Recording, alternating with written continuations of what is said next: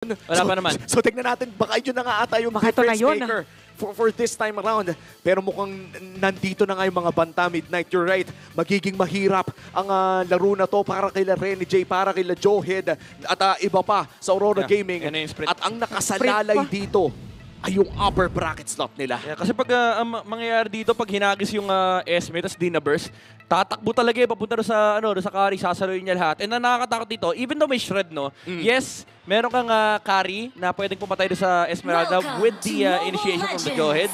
Pero may blade armor answer kasi. Ay, oo nga pala. Oo nga pala, yan yung mga, kaya sobrang hirap dati ng mga heroes na makukunat na, tapos pag dinamitan mo pa, parang binabalik pa yung damage mo. And ang ganda dito na nag-change na nga ng spell, si Flop TZ. So it's up to Domeng Kite or the Kite Brothers kung paano nila pabilisin yung farming nila. Oo, mukhang labanan na naman pala ito ni Naruto at Sasuke. Parehas nasa loob ng jungle.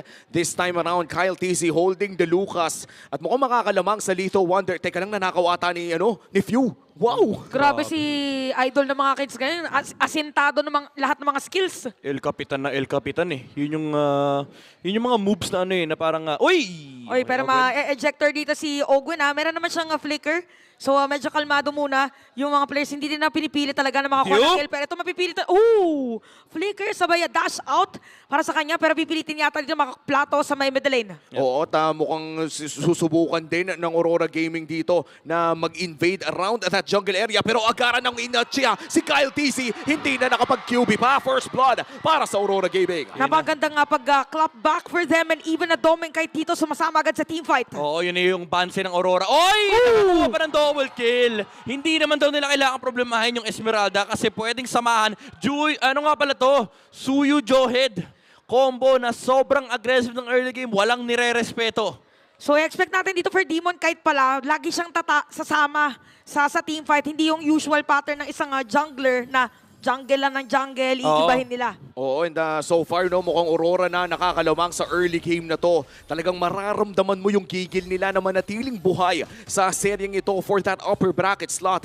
And mukhang medyo nahihirapan pa ata si Super Marco dito, ay makakalamang din naman pala kahit papano. Turtle, however, ay sinisimulan na ng Aurora Gaming. Parang hindi na yata i-contest ng Team Falcons kasi mga players nila nasa may top lane. So I think this is an ace si Turtle para sa side ng Aurora at pwede pang dumiretso doon sa jungle ng side ng Team Falcons. Ito na yung snowball tendency sana binabanggit doon sa keys to victory kanina, especially with the Suyo and Joehead combo and TZ, aray ko! Oo, nakikita na natin ngayon na hindi na masyadong kakayanin ni Flop TZ na tumagal dun sa mga damage na ibinabato sa kanila ng Aurora. At mukhang napoprotekta naman ng Team Falcons kahit papano ang kanilang jungle. Pero hindi ng libre dahil grabe rin yung damage na ibinabato ng Aurora sa kanila para lamang makapag-invade sa kanilang jungle. Team Falcons down by 1.3k at mukhang itutuloy lang ng Aurora Gaming yung early game pressure na meron sila. Laki ng lamang ni Domeng kahit sa gold lane, Oo, kasi hindi makalabas si Super Marco eh. Considering na usually yung 1-1 kayang tumapat doon sa carry, lalo pat umabot siya ng level 4, pero grabe yung freeze. Lahat binabato lahat ng ginagawa na ginamit na ejector plus the unstoppable for sustain ba makakapag-flicker out pa. Dito yung robot pero flicker in naman si Few. Ginamit dito yung IMU with a glue. At ayan na nga, Domeng Kite or Demon Kite ang kailangan makukuha. Matatarget pa ba dito si Domeng Kite? Pero mabibit-bit na doon si Few. Pinatid sa may ilalim ng toro. Tinitsa pa nga si Ogwin doon. Kaya naman makakalawang ang Aurora Gaming. 2 para sa 1. Sumobra. Ang ganda na sana ng pasok ni Few at pati ni Ogwin para mapatay si Demon Kite, pero napasobra sila ng habol. Nandoon yung punish mula kay Yue and Rene J. Hinatid doon sa tore ng Aurora and Demon Kite. Again, kanina pa naka-freeze itong lane na to. Imagine mo, 3 wave yung freeze ni Domeng Kite. At kahit nagsisiis lamang siya dito sa ilalim ng tore, nasasaktan pa rin siya ng isang carry. Nasilip na nga natin ng mga gold leaders atid ng PPI. Ngayon naman ang Infinix in-game equipment. Mukhang nandun pa sa parte na hindi pa masyadong makunat yung Esmeralda dito ng Team Falcons. Kaya naman Aurora Gaming, G lang ng G with this Rene J. Joehead.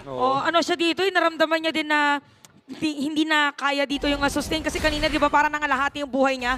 Pero ngayon meron na tayong Turtle at sinisimulan na yung Aurora. Si Fuelit, ginamit niya yung glue para sa kanyang ultimate.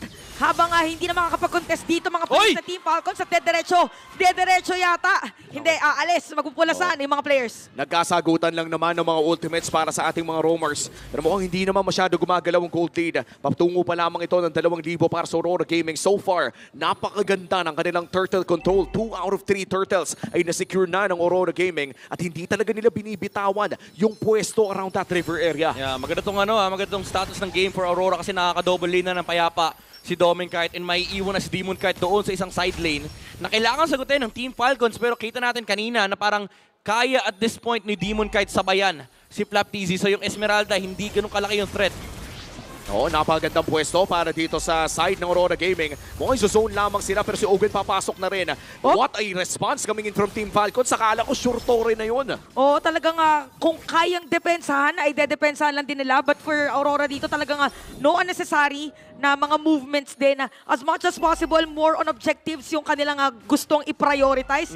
For this game, we really have to commend the Dominkite Talagang pinupok niya lagi si Super Marco. Tapos kung Torre ang kailangan kuhanin, Torre lang din ang bibigyan ng damage. Oo, 1,000 na nga ata yung kalamangan ng Aurora Gaming just on the gold laner alone. Dito mo nakita na naging maganda talaga ang laning phase ni Dominkite against Super Marco. Yeah. Pero hindi pa naman tapos, hinihintay yung mid-game power spike for both of these gold laners. Snowball talaga 1,300 yung gold na lamang ni Dominkite. Kalahating item yan na advantage dito for Dominkite. And again, remember, snowballing lineup tong composition ng Aurora, especially with the late game carry, na kayang tunawin dito yung mga frontline side ng Team Falcons. And even though sabihin na natin may threat pa rin naman ng 1-1 sa Team Falcons, so yung crossbow flank, parang ang hirap din i-proc sa side ng Aurora kasi ang dami nilang pan-dodge. Even si Reggie, kaya niyang tangkihin yan, tapos meron ka pang nagre-reset na glue. I mean, hindi naman ito yung glue dati na may split-split, pero technically kaya pa rin mag-reset niyan. And then you also have multiple dashes mula kay Demon Kite. Oo, yung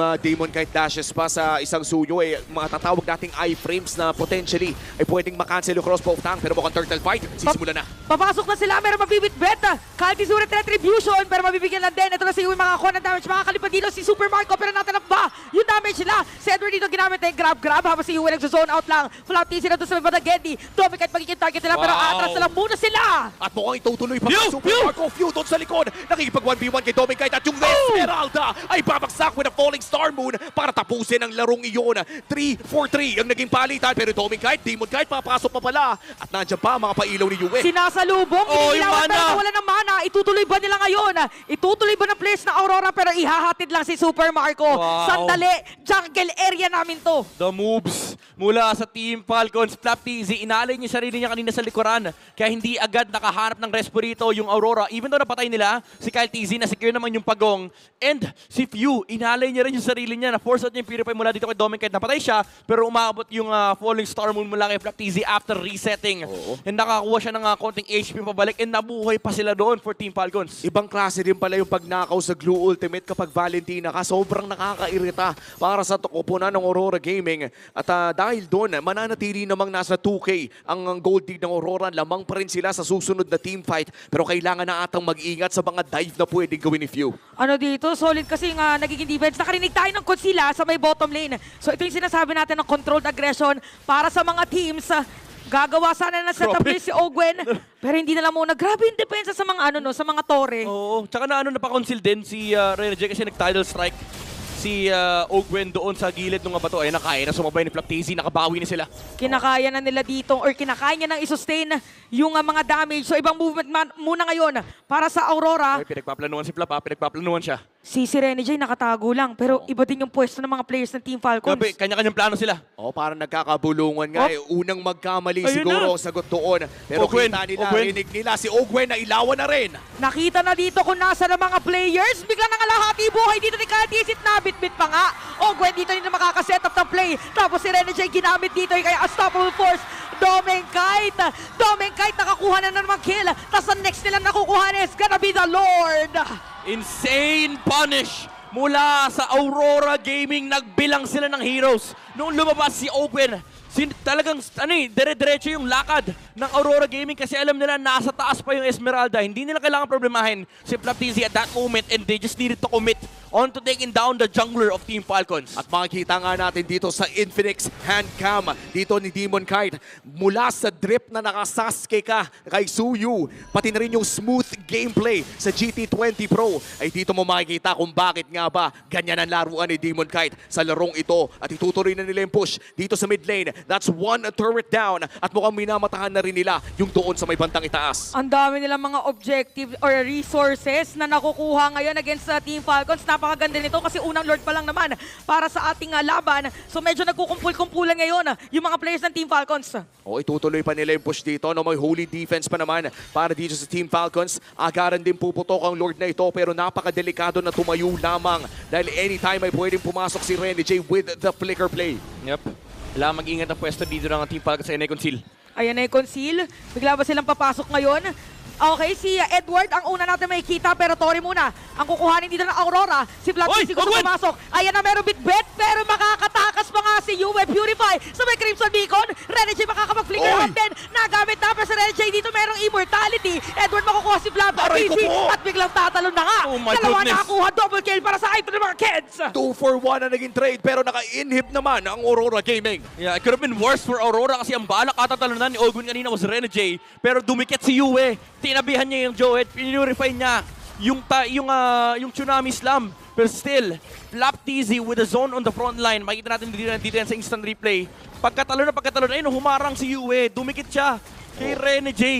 And, pero ano pa rin abot pa rin kasi abot kamay ng Team Falcons dito, yung Aurora Gaming and yung damage ng 1-1 at pati na rin nung Lucas naramdaman ng Aurora. At sakto din yung flicker ni Renny J palayo, no? Kung sakaling wala siyang flicker during that time, baka sakaling nadali siya doon. Pero dahil nga meron siyang flicker, safe muna for Aurora Gaming. 6K gold lead, lumobo ito matapos ng kanilang pag-push sa top lane.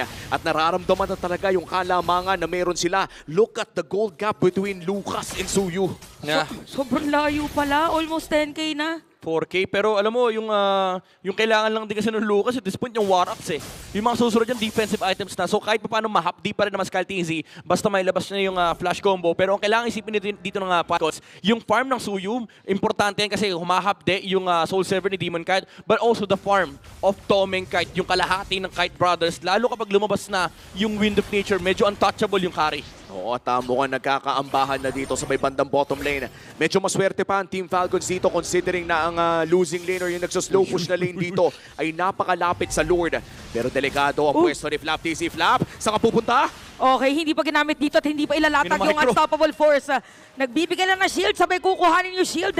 At yung Lord natin, ire-reset ngayon na ating dalawang teams. Napaka-importante ng positioning. Nakita na kung nasan si Super Marco, even Yue. This is the second Lord of the game. Napaka-importante nito if you are Aurora Gaming. Dahil kung makuha mo ito, ay mukhang nahuli nila si Flaptizzy. Kailangan tumakas ngayon ni Flaptizzy, pero nagamit niya na sprint Nagamit niya na sprint so hindi siya pwede dumiretso mamaya sa mga players dito ng Aurora. Habang nag-iilaw lang si Yue, kailangang hanapin ng mga players na Team Falcons.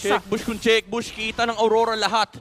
Pero may talon si Ogwin, may kasama ring flicker to. So hindi pwedeng lumapit si Demon Kite sa Lord nor Doming Kite. Kahit pa sabihin natin may Purify, yung carry dito, isa lang din kasi yung dash niyan. Pwede siya habulin ng Team Falcons. Another reset para dito sa Aurora Gaming. May hinihintay ata silang mangyari. Kita na pero sa mid. mukhang ito na ata yung ibaburst nila. Binitawan ng bagya si Demon Kite ay hindi kita ng Team Falcons. Kita natin na yung Lord mapupunta dito kay Demon Kite. Renny J mag-flicker out. At team fight pala ang nais. Pumasok dito follow para kay Flaptizzy. Doming Kite medyo mauuntog. Makakapag-dash out. Nilalabag yung mga shuriken. Pero Demon Kite mapapatay din si Flaptizzy. Super Marco nadikitan. Si Super Marco nadikitan pero si Flaptizzy may sarili laban. Demon Kite triple kill na. Oh, that's it. And it's gonna be a wipeout para dito sa Aurora. 4 na miyembro pa rin ang buhay para sa Aurora Gaming at hindi nila bibitawan yung tsansa na makapag-upper bracket. May matabang minion waves dun sa baba at may mataba din dun sa gitna. Pero ang pinakamalaki ay yung Lord na hawak nila sa top lane at minions na lang ang humaharang sa kanila. 8 seconds bago mabuhay pero ito na yung Lord. Hindi na madedepensahan kasi nga naman walang dedepensa. And prime time na Sunday dahil Aurora, game number 2.